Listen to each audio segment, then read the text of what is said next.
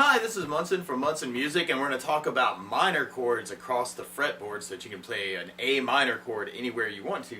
And we're going to start off by just kind of drilling some shapes of flat thirds and fifths. So we're basically taking our baseball octaves for A, where we've got all the A notes on the guitar, and you can kind of work note finds for A. And then we're going to be adding in flat third shapes to that. So we're going to kind of take the low E string on the 8th fret, and what can be kind of cool is to take each A note and then kind of try and circle that A note with all the different places you can find a flat third. So we're playing A to C notes. So you may want to go low E on the 5th to the low E on the A, and then low E on the 5th to the A string on the 3rd is kind of your two shapes for the low E string.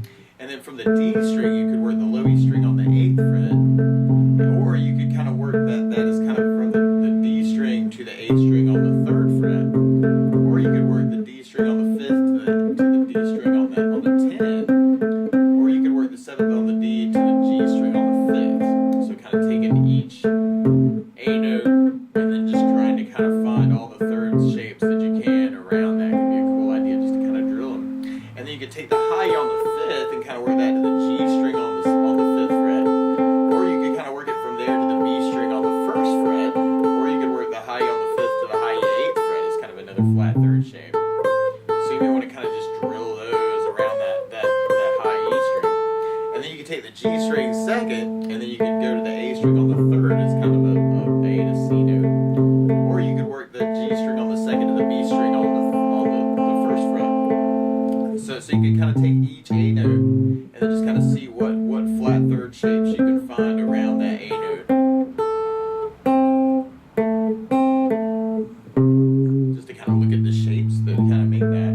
And then from there, then we can take the B string on the 10, and we could work a flat 3 shape to the D string on the 10th fret. Or we could work that B string on the 10 to the G string on the 5th fret. Or we could work the B string 10 to the B string on the 13th. Or we could go B string 10 to the high E on the 8th. So you may want to kind of play around with looking at those shapes for the B string. And then we could go to the A string 12 and kind of work that same idea. So we could go to the low E on the 8th fret for a C note, or we could work the A string to the 15th fret on the A string for a C note, or we could work the A string on the 12 to the D string on the 10 for a C note. So kind of looking at all those flat third shapes. And then we could take the G string on the 14 and kind of look at third shapes there by going to the A on the 15, or we could work the D string on the 10, or we could work the G string on the 17, or we could work the G string on the 13th fret, or B string on the 13th fret. And then we'd be back into kind of our octave shapes otherwise. So you'd be back into your dominant. So you can kind of take each A note and then kind of work those third shapes so that you can find those in different places. And then we could take fifths and kind of work that same idea. So we can kind of take the root 5 or the power chord shape and then kind of work that same idea for that. And then we could take the D string and work it to the A string 7th fret, or we could work it to the G9. From the high E, you could work it to the B string 5th. From the A string on the G string, you could work it to the D string on the 2nd.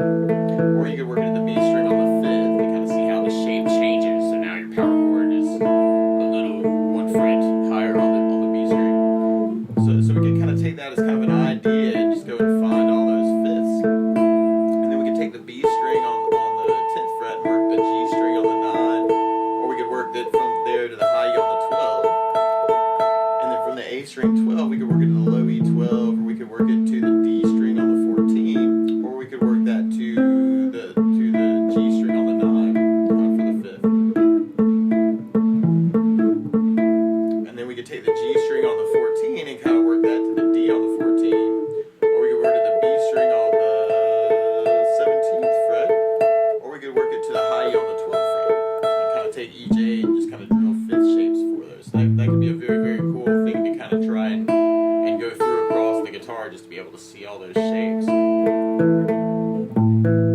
So if we combine those shapes though, then we end up with A minor chords, so very, very sad chords. So when you're playing an A minor chord, you're playing A's and C's and E notes, or you're playing roots and flat 3s and 5s for an A note across the guitar. So there are different ways you can kind of work that. You could try as arpeggios, just kind of going from one root to a flat 3 to a 5 to another root. and kind of find different combinations of kind of ways to do that. Another way to look at it is kind of looking at big shapes, kind of like the cage system, if you've heard of that, where you have an A minor shape that then becomes a G minor shape. Now, G minor shape is very weird, however, kind of fake that, I guess. That's kind of G minor shape. And then you have an E minor shape if you borrowed on 5th fret for an A minor chord. So it's kind of like an E minor shape that's been moved up the neck with your bar to 5th fret for A minor. And then from there, then if you borrowed on 7th fret or did a capo on 7th fret, you'd have what looks like a D minor shape. And then from the D minor shape, you'd actually have a C minor shape, but it's a very funky C minor that nobody really plays in root position. Kind of fake it on the A and the D string if you want. And then from there, then we go to the 12th fret for kind of another A minor shape, kind of where things start over again at the 12th fret. So we could take little pieces of that too. You could do the root and on the low E string 5th, flat 3rd on the A string 3rd fret, and then the first finger kind of on the D string on the 1st fret to get a root and a flat 3/5 combination. So that would make a small A minor chord. And that's normally called root position for a chord. However, if we took the D string on the 7th, for instance, and went low E on the 8th fret for your 3rd, and then the A string on the 7th for your 5, we're playing flat 3 and then the 5 and then the root, and that voicing or that order that the notes come in is called first inversion for A minor. And then if we take the A string on the 12th fret, and then we could add in low E on the 12th fret, and then go to the D string on the 10th fret, and then we'd be playing it for this 5 root and then flat 3, kind of that order. That's called second inversion. So now I'm going 12, 12, and then 10 on the D string. And then from there, on those 3 strings, we'd actually be back to that shape we started with. So we'd have root, flat 3, 5, and then we'd be going flat 3, 5, root, and then we'd be going 5, root, flat 3, and then we'd be back to root, flat 3, 5 for our A minor chord. And then we could actually take the next 3 strings, the A, D, and G, and kind of work those same voicings. So we'd start on the A12, and then you could do the flat 3 on the D10, and then the 5th on the G string 9. It's kind of a little A minor chord playing root, flat 3, 5. Or we could kind of work our first inversion from the G string 2nd fret, add the 5th on the D 2nd fret, and then go to the flat 3 on the A string 3rd, and then you'd have an A minor chord in first inversion. Or we could take the D string on the 7th fret for our root, add the 5th on the A string 7, and then go to the G string on the 5th for kind of an A minor in second inversion. So now we're going 5 root, flat 3, and then from there, then we get back to our root position shape. So and you can even kind of start that over again over the 12. So you can kind of look at those little shapes. So we have the same shapes, but now they've gotten moved for where the A note is. But you may want to kind of experiment with those too. And then we can take our next strings, the D, G, and B, and look at those same shapes. So we could actually start, root position would be D string on the 7, G string on the 5, and B string on the 5 would give you a root and a flat 3 and a 5, or an A and a C and an E. And then our first inversion, if we took the A string on the 10, and then added in the D string on the 10, and then the G string on the 9, that would be your first inversion shape playing the C and then the E and then the A. Or if we go to the A minor shape that you're normally probably thinking of, your A notes on the G string 2nd, you're adding in the 5th on the D string 2nd, and your first finger's covering the first or the flat 3 or the C note. So that's your second inversion, is the one that you actually think of as kind of an A. And then from there, we can take our next 3 strings, the G and the B and the E, and work those same ideas. So actually, part of it's kind of already part of the chord you're playing is the A on the G string 2nd, B string on the 1st fret, and then open high E kind of gives you your A, C, E.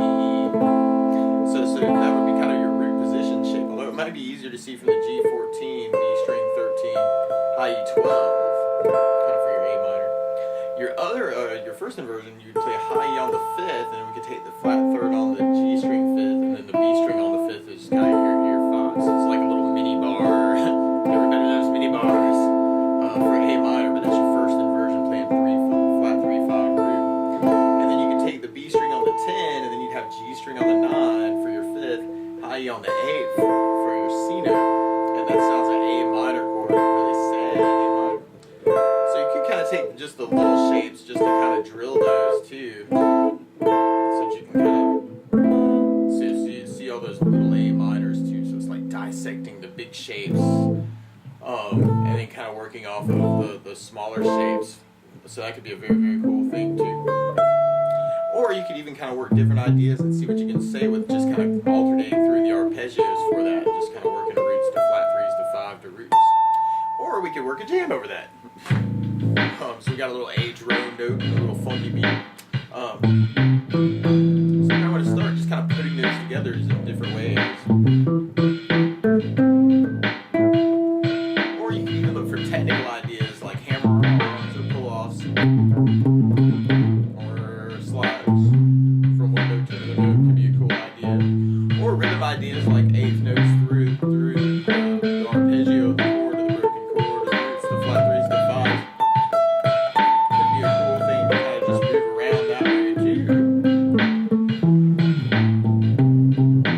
Kind of see what you can say with A minor chords, or you can make that triplets.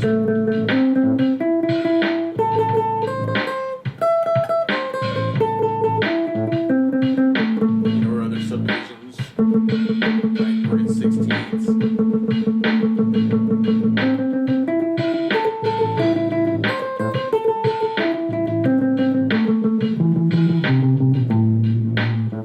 Or we can kind of put those together and just jam over.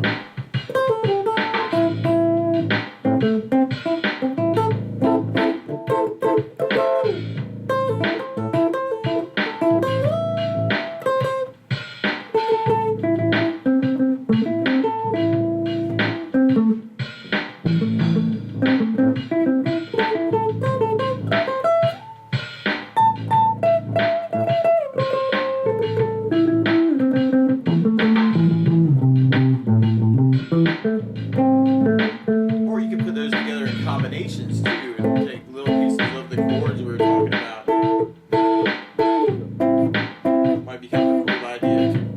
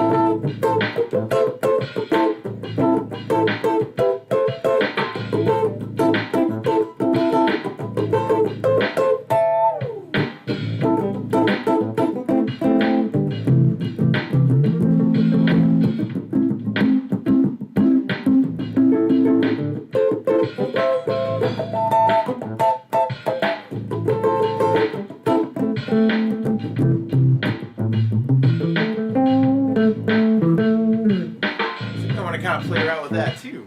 So that's basically how you could say some stuff with kind of little arpeggios and little chord shapes with A minor. So good luck!